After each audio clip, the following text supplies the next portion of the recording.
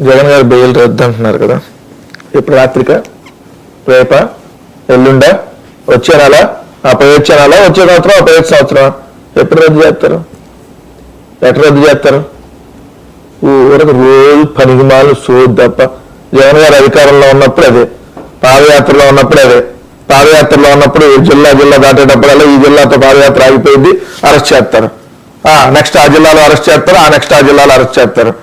అరే అయిపోయింది పాదయాత్ర, ముఖ్యమంత్రి అయ్యారు.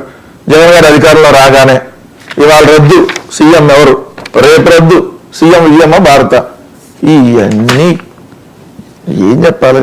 నేనా మాట్లాడేది? నేనా ఇట్లాంటి ఎన్ని మాట్లాడేవారి గురించి చెప్తున్నా. సో ఏం రద్దు కాదు, కంగారు ఏం పడద్దు. జగన్ గారి కేసులు కూడా అన్ని కొట్టివైపోతున్నారు. ఓకేనా?